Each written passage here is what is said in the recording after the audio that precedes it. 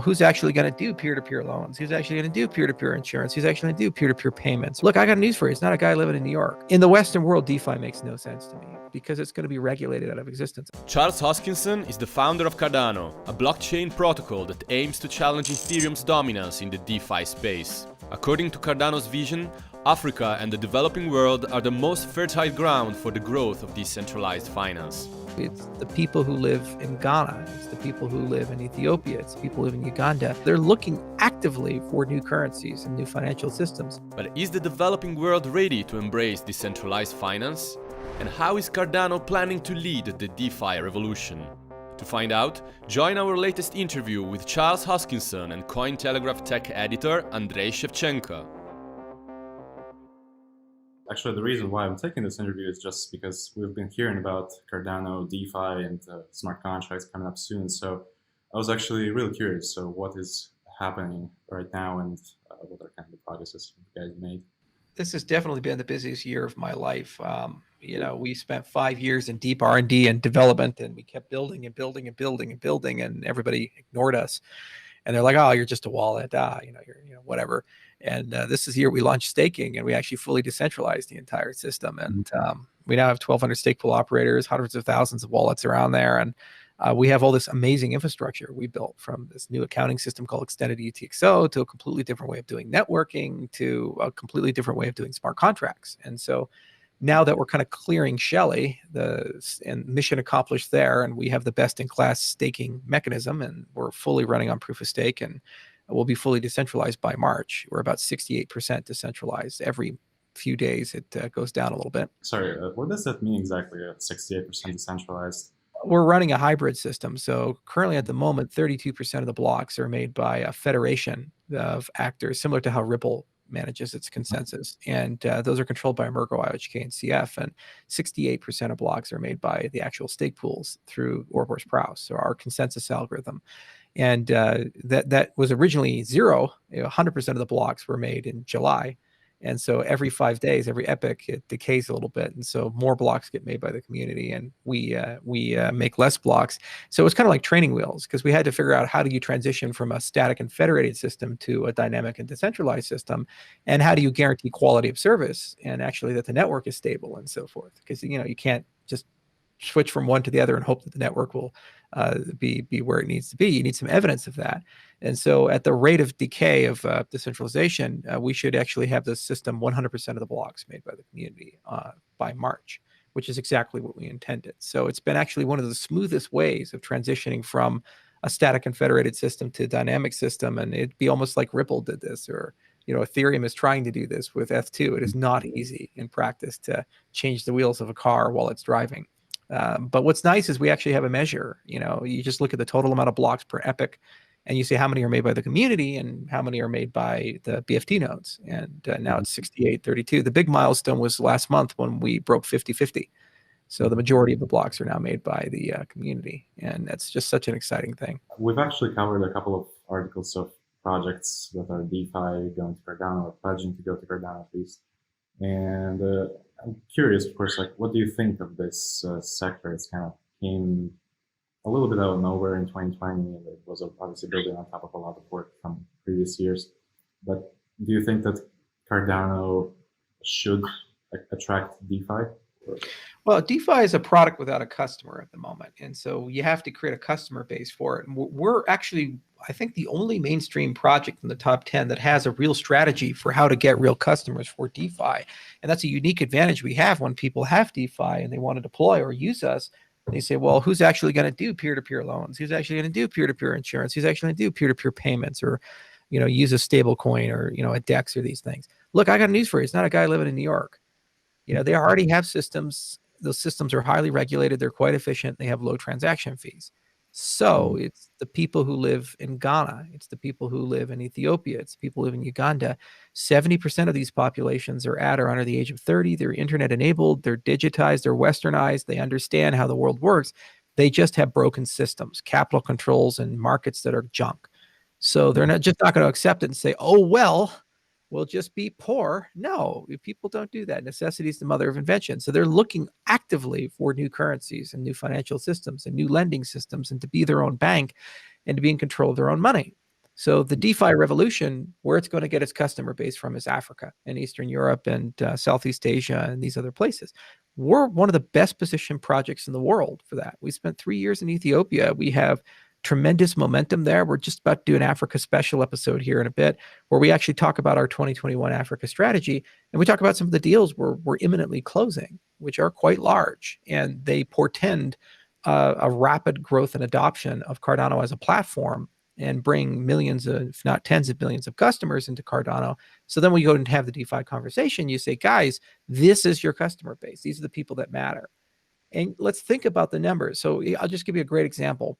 So the Agricultural Transformation Agency in Ethiopia, they deal with smallholder farmers. Now there's about 15 million of them in Ethiopia. So every year they have programs like fertilizer vouchers, where farmers will get vouchers to buy fertilizer. They have to repay them. Now, if they don't repay them, usually there's a sovereign guarantee. So if they default, someone else will cover it. But the repayment rate's over 90%, and the interest rate can be 10 to 15% on that. So you have a sovereign-backed debt instrument for millions of people with a 15% return and a 90% repayment rate. That does not exist in the Western world. So the problem is they're small. They're only a few $100s of value each. But what if you could tokenize them and aggregate them and turn them into multi-million or billion-dollar investment pools and securitize that and sell it as security tokens in the Western markets? So this is an example of where DeFi enables liquidity for the Western world with new financial products and innovation. And you can build incredible products that no one's ever seen before that have much better returns. And they're also a great social benefit to the existence of these products, because they create liquidity for the poorest people in the world and allow them to build wealth and protect the wealth that they've acquired. So the point that we've been trying to convey is, look, we know how to do business here. It takes 3 to 7 years to close deals and get momentum, and there's an enormous amount of upfront effort. But we built Cardano for this purpose. So the next 10 years or 20 years, I'd like to get 1 billion users in Cardano, and I'd like those 1 billion users to be mostly in the developing world. So, they have no standards right now. There's no JP Morgan Chase. There's no big, massive legacy financial system that dominates and controls. In the Western world, DeFi makes no sense to me because it's going to be regulated out of existence. A great example would be Libra. Facebook does this. They put a coalition together. They think they're clever. Not only do they get bitch slapped down, now 48 states are suing them for antitrust. Yeah. And they're probably going to get broken up. So it's a vicious, brutal reminder of don't rock the boat. So that's why Amazon's not going to get in, and Microsoft's not going to get in, Google's not going to get in. Had they been able to get in, they could have released financial products with billions of customers because of their network effects, with a much better user experience and more decentralization than anything that Chase has or any of these other guys have. But by punishing Facebook, it's a message: don't do that, don't get involved. So these markets protect themselves, and they're anti-competitive, and it's very nepotistic and incestual and corrupt. Whereas you look to Africa, these places, the regulator is aligned with you. They actually want to make the regulations work. They want to create jobs. They want to grow the nation up, and they work very hard to attract people and to make the deals work. So it's just a completely different way of doing business. And this is the point of cryptocurrencies, to create one global market that everybody can use, that's fair for everybody, regardless if they're Bill Gates or they're some guy in Senegal. They have access to the same system. Absolutely. You raise a few very interesting points, actually. I guess the first follow-up question I would have is, so you mentioned about the nepotism and so on. So a DeFi, fan on Ethereum or something like that will tell you, okay, we need to bring down the system. We need to kill it. We need to kill this nepotism and so on. Do you think they have a chance, perhaps? No, not in the Western world, because it's the wrong approach. You don't go and say, hey, we'll bring the system down by getting a bunch of cypherpunks together, and somehow this group of people with no say or political power will change the world. No, what you do is you get 1 billion people into a system, and you make them wealthier than the legacy system. When you talk about changing the world financial system, what you do is you create a market that is 100 times more efficient and 100 times better in many dimensions, and has much more velocity of money, much more liquidity, much more innovation of financial product development, much more attractive investments, these types of things. And you make that system have principles at the core. Power is pushed to the edges. There's no centralized control. You have privacy built in. You own your own identity. You own your own data and these types of things. And that's a feature that can't be changed. So then when that system gets too big, the problem the Western world will have is to be interoperable with it. They then actually have to adopt the same principles. That's how you change America and Europe. You make it less profitable to be America and Europe, and you make it more profitable to be Africa. And you get people who are actually willing to jump on board and leapfrog and so forth. Globalization is forcing change. When Starbucks says, hey, we're only going to buy fair trade coffee or sustainably produced coffee, that is a nice thing in the Western world. That's existential in Ethiopia. If they can't prove those things, they lose market access to Colombia and Indonesia, and people starve to death. So it's not like we'll change the system next year. It's like we have to change the system yesterday. Okay. And that's your invitation to put a blockchain system in. And then once you've done that, you have a property system, an identity system, a payment system, and then you grow with the economy. That's the way to do it. That's actually a very interesting point. I used to work at a company, like an ICO that did also focus on Africa. I always used to think about, like, as with your example with China, right? Like they started a bit later, so they were able to leapfrog their payments from, cash, whatever. They leapfrogged the credit cards entirely, and now they have Alipay, WeChat, Yeah. and in China it's actually easier to pay with digital cash than here. Like, they can't, like, for example, in a restaurant, split a bill. Yeah. So I was always thinking, Africa would be similar, but with crypto. And at the same time, I worked at that company, and the results weren't so good. I mean, there were obviously a lot of reasons, but I also felt that the people weren't quite ready for it.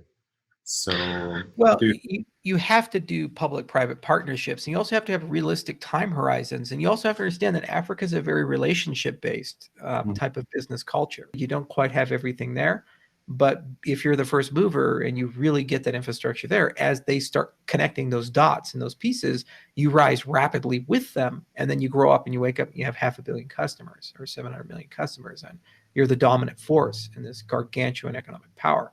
And then all these Western companies will come in and no one will buy from them.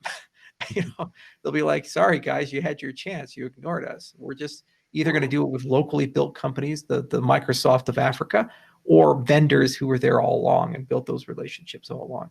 You guys are kind of long on Africa in a sense.